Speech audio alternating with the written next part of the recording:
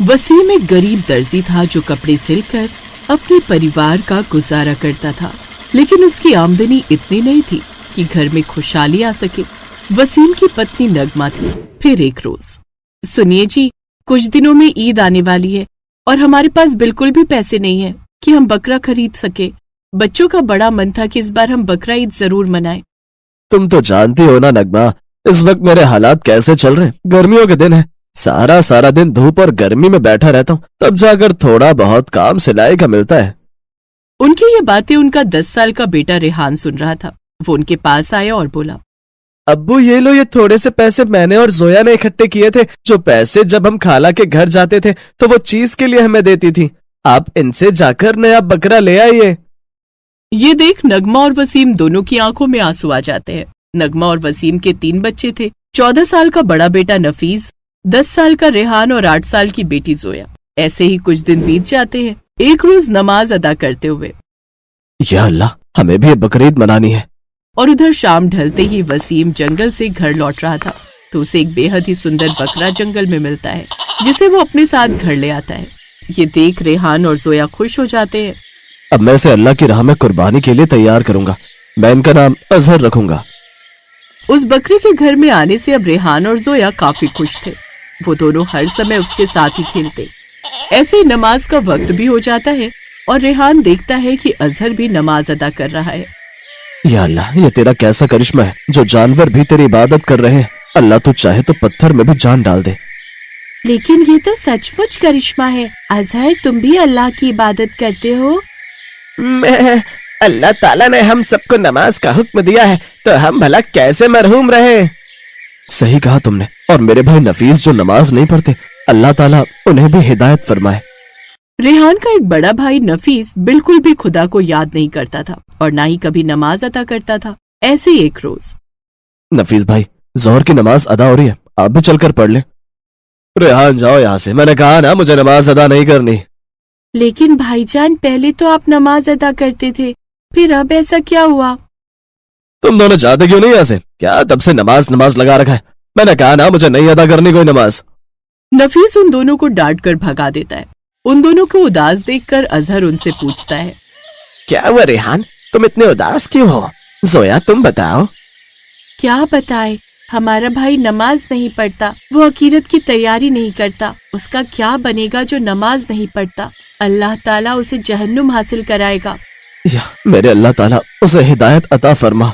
तभी वसीम भी घर लौट आता है। अब्बू जान, भाईजान नमाज क्यों नहीं पढ़ते?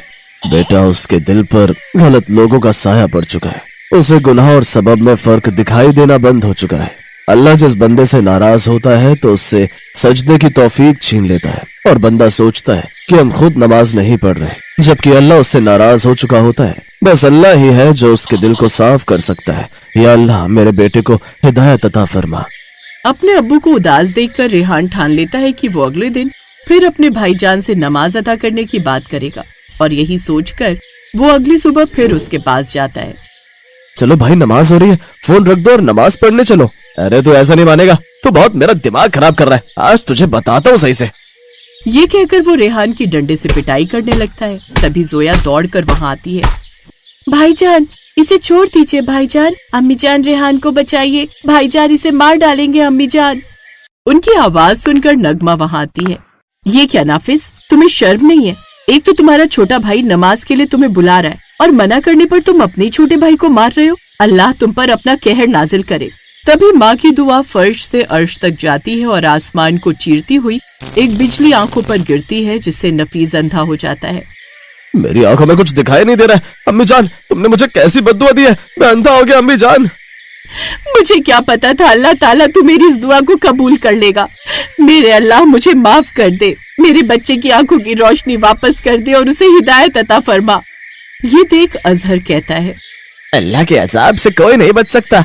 नफीस भाई ने अल्लाह ताला की नापरवाही नहीं की। अल्लाह ताला उनसे नाराज है, तो अल्लाह ताला को मनाने के लिए उन्हें नमाज को पढ़ना ही होगा और तभी शायद अल्लाह उनसे राजी हो जाए। हम सब मिलकर साथ में नमाज पढ़ते हैं और नफीस के लिए दुआ करते हैं। और नफीस भाईजान, तुम भी हमारे साथ नमाज अदा फरमाओ। फिर सभी साथ में नमाज अदा करते हैं। या अल्लाह ताला, मैं अपने अल्फाज वापस लेती हूँ। इस माँ की दुआ को कबूल कर ले मेरे मालिक। इस गरीब माँ की दिल की पुकार भी सुन ले। या अल्लाह, अम्मी जान की दुआ को कबूल अता फरमा। या अल्लाह, भाईजान के गुनाहों को माफ कर दे और उसे आंखों की रोशनी वापस अता फरमाए। या अल्लाह, इन पर रहम फरमा, इनकी आंखों की रोशनी लौटा दे ऐ खुदा। तभी अल्लाह का करिश्मा होता है। आसमान से बिजली कड़कती है और अल्लाह की रोशनी में से 2 रोशनी आती है जो उसकी आंखों में आकर समा जाती है। मुझे सब कुछ दिखाई दे रहा है। या अल्लाह, मेरी आंखें वापस आ गई। मैं तो तेरा गुनहगार था, लेकिन तूने फिर भी अपनी रहमत मुझ जैसे गुनहगार पर बरसाई है। आज मैं जान गया तेरी रहमत नेक लोगों के लिए तो है ही, गुनहगारों के लिए भी है। मैं कभी नमाज नहीं छोड़ूंगा, चाहे कुछ भी हो जाए। इस तरह नफीस को हिदायत मिल जाती है। वो सच्चा और पक्का नमाजी बन जाता है। पीछे खड़ा वसीम ये सब चमत्कार अपनी आंखों से देख लेता है। या अल्लाह, तेरा लाख लाख शुक्र है। जैसा तेरा अजाब है वैसी ही तेरी रहमत। चलो भाई लोगों, बकरा ईद की तैयारी भी तो करनी है। कल बकरा ईद है। अब तो हमारे अजहर कुर्बानी के लिए तैयार है। अजहर, क्या तुम तैयार हो? जी भाईजान, मुझे तो बेसब्री से इस दिन का इंतजार रहता है कि अल्लाह ताला ने हमें इस सबाब के लिए चुना है। तभी कोने में रेहान और जोया जोर जोर से रोने लगते हैं। क्या हुआ मेरे दोस्तों? हम दोनों को तुम्हारी बहुत याद आएगी। हम चाहकर भी इस कुर्बानी से नहीं रोक सकते। रो नहीं जोया और रेहान, मैं जन्नत से तुम्हें देखा करूंगा और जब भी तुम्हें हम दोनों की याद आएगी मैं तुम्हारे पास वापस चला आऊंगा। क्या सच में ऐसा हो सकता है? अल्लाह ताला चाहे तो क्या कुछ हो सकता है। अगले दिन सुबह अजहर को ले आओ, उनको कुर्बानी करने का वक्त आ चुका है। बाबा जान, मेरे दोस्त को न ले जाइए। तुम्हें देखकर तो मुझे भी रोना आ रहा है रेहान। तुम्हारी ये दोस्ती देखकर अल्लाह ताला बहुत खुश होंगे हमारे बेटे। अम्मी जान, बाबा से कहिए ना इन्हें ना ले जाए। हम किसके साथ खेलेंगे और बातें करेंगे? चुप हो जाओ मेरे बच्चों, सब्र करो। अल्लाह तुम्हें सब्र का अजर जरूर देगा और ये नेक काम के लिए कुर्बान किया जा रहा है ना नमाजी बकरा? ये सुनकर नमाजी बकरा अपना सर झुकाकर हामी भरता है और इस तरह उसको अल्लाह की राह में कुर्बान कर दिया जाता है।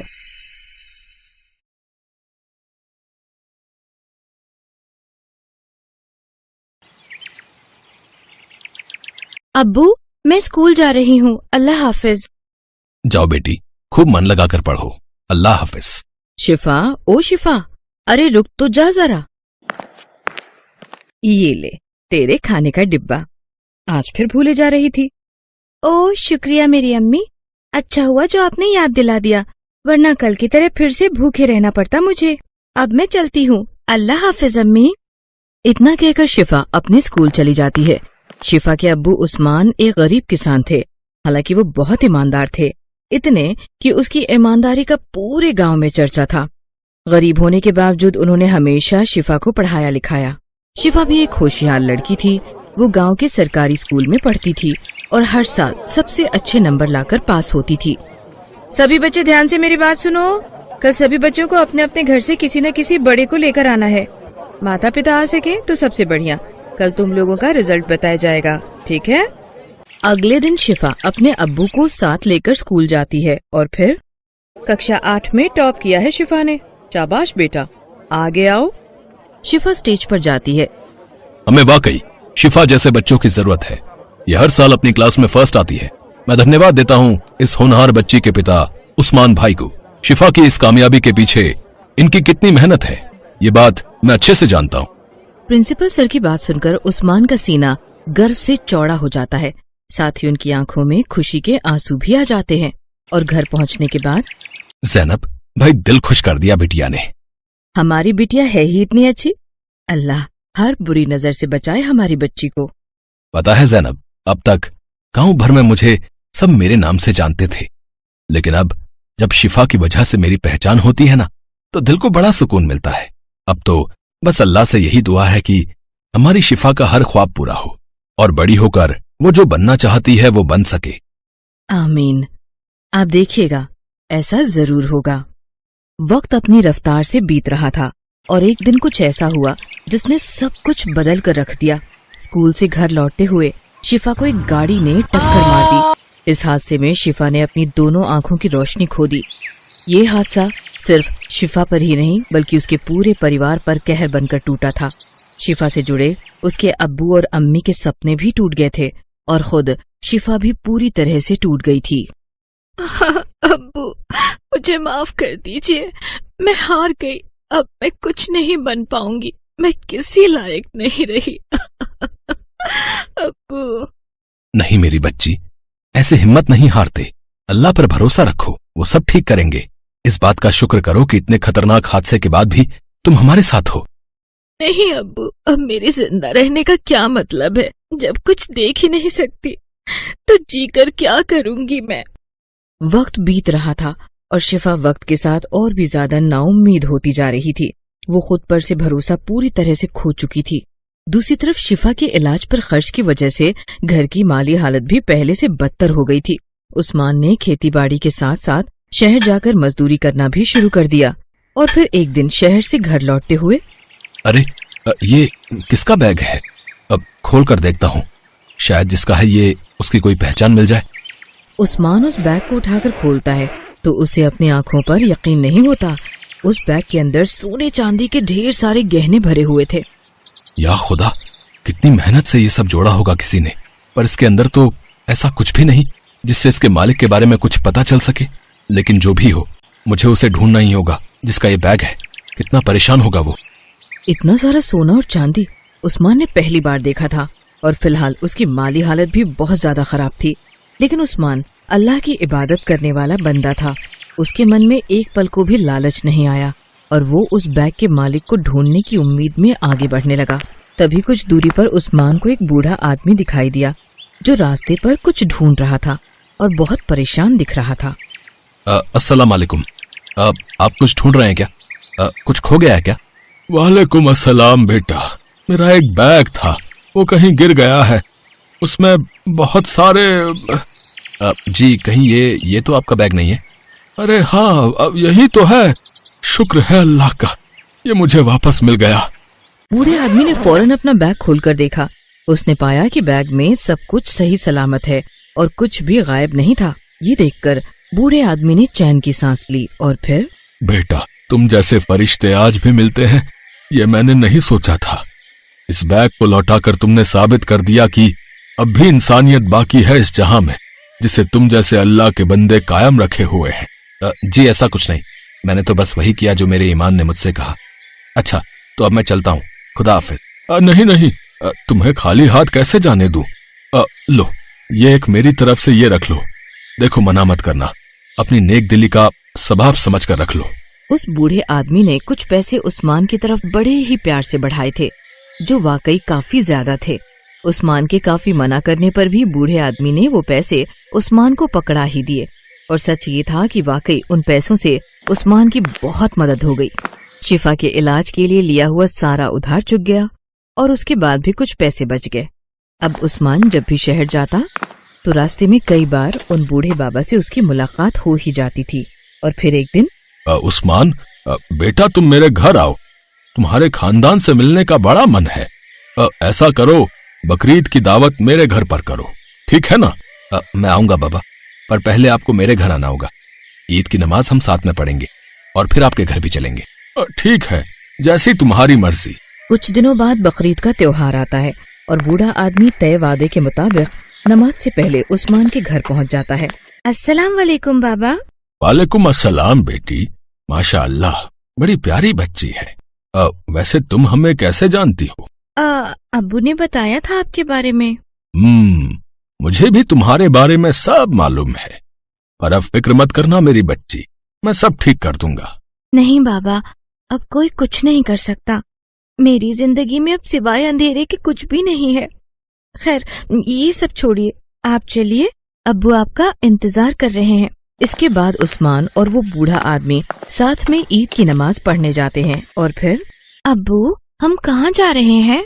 बाबा ने बकरीद की दावत दी है, बस वहीं जा रहे हैं बेटा। बूढ़ा आदमी उन तीनों को साथ लेकर चल पड़ता है। बातें करते करते अचानक वो सभी जंगल की तरफ मुड़ जाते हैं और ये देखकर ज़ैनब घबरा जाती है। ये रास्ता तो जंगल को जाता है। घबराओ मत बेटी, मैं शहर के शोर शराबे से दूर यहीं रहता हूँ, बस मेरा घर पास ही में है। कुछ देर चलने के बाद जंगल के बीचों बीच सबको एक आलीशान हवेली दिखाई देती है, जिसे देखकर उस्मान और ज़ैनब चौंक जाते हैं। बाबा, क्या वाकई ये है आपका घर? हाँ, यही है। अब अंदर भी चलोगे या यहीं सारी बातें करोगे भाई? सभी लोग घर के अंदर जाते हैं तो देखते हैं कि वहाँ पहले से ही एक बहुत बड़ा दस्तरखान बिछा हुआ है, जिस पर एक से एक पकवान भी रखे हुए हैं। चलो अब बिस्मिल्लाह करो भाई। जी, आप लोग नोश फरमाइए, मैं और शिफा बाद में। नहीं बेटी, ईद की खुशी में ये आपके लिए खास दावत है। आओ सब साथ बैठकर खाएंगे। उस्मान और उसके परिवार ने पहली बार इतना बढ़िया और लजीज खाना चखा था। हालांकि बूढ़े आदमी के अलावा उस आलिशान घर में और कोई नजर नहीं आ रहा था। ये बात ज़ैनब को थोड़ी अजीब लग रही थी, लेकिन तभी शिफा खाना छोड़कर अपनी आंखें मलने लगी। ये देखकर ज़ैनब ने उससे पूछा, क्या हुआ शिफा? आंखों में कुछ चला गया है क्या बेटा? अम्मी, क्या ये सच है? रुकिए जरा। ये कहकर शिफा अपनी आंखें जोर से बंद करती है और फिर आंखें खोल लेती है, और इस बार उसकी आंखों से आंसू बहने लगते हैं। क्या हुआ मेरी बच्ची? कुछ तो बता। तू रो क्यों रही है? करिश्मा हुआ है अम्मी, मुझे सब दिखाई दे रहा है। मैं आपको, अब्बू को, बाबा को, इस दस्तरखान को, इस खाने को, सबको देख सकती हूँ मैं। अम्मी, मैं सब कुछ देख सकती हूँ। ये दावत, ये जादुई है। इस दावत का खाना खाते ही मेरी आंखों की रोशनी मुझे वापस मिल गई। शिफा की बातें सुनकर ज़ैनब और उस्मान भी रोने लगे और जाकर शिफा के गले लग गए। फिर उस्मान ने जैसे ही बूढ़े आदमी का रुख किया, वो एक बार फिर चौंक गया, क्योंकि बूढ़ा आदमी वहाँ पर था ही नहीं। सिर्फ इतना ही नहीं, वो आलिशान घर और वहाँ मौजूद सारी चीजें भी जादुई तरीके से गायब होने लगी। कुछ ही पलों के बाद उस्मान, ज़ैनब और शिफा तीनों ही घने जंगल में खड़े थे। हालांकि जादुई दावत परोसने वाला वो दस्तरखान अब भी वहीं पर था। ज़ैनब ने आगे बढ़कर खाने के बर्तनों को खोला तो पाया कि वो बर्तन अब पकवानों की जगह सोने चांदी के सिक्कों से भरे थे। बाबा, वो कहाँ गए? और वो घर? ये सब क्या हुआ जी? अभी तक नहीं समझी ज़ैनब।